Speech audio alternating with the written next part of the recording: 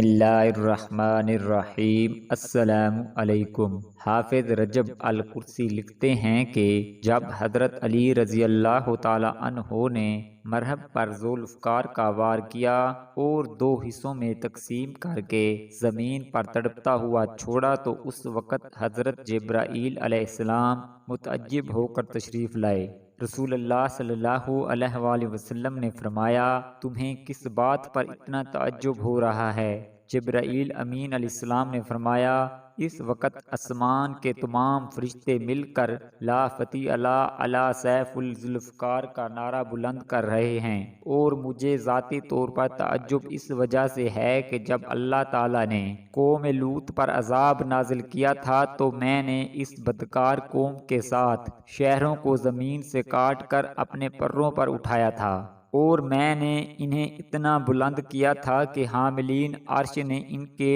مرغوں کی آوازیں اور ان کے بچوں کے رونے کی صدائیں سنی تھیں، اور میں نے انہیں صبح ہونے تک اپنے پروں میں اٹھائے رکھا تھا اور اللہ کے فرمان کا انتظار کرنے لگا۔ مجھے ان کا بوجھ ذرا برابر بھی محسوس نہ ہوا، اور آج جب علی رضی اللہ تعالی عنہ نے اپنی ضرب چلائی اور اللہ نے مجھے حکم دیا کہ ان کی تلوار کو نہ پکڑ لو تاکہ ان کی تلوار اس سور تک نہ پہنچ جائے جس نے زمین کے بوجھ کو اٹھا رکھا ہے، تاکہ زمین پلٹنے سے محفوظ رہے، چنانچہ میں نے حکم الہی سے علی رضی اللہ تعالی عنہ کی تلوار کا کونا پکڑ لیا تو اس کا وزن مجھے قوم لوط کے شہروں سے بھی زیادہ محسوس ہوا۔ اور عجیب بات یہ ہے کہ اسرافیل اور میکائیل نے بھی علی رضی اللہ تعالی عنہ کے بازو کو ہوا میں پکڑا ہوا تھا،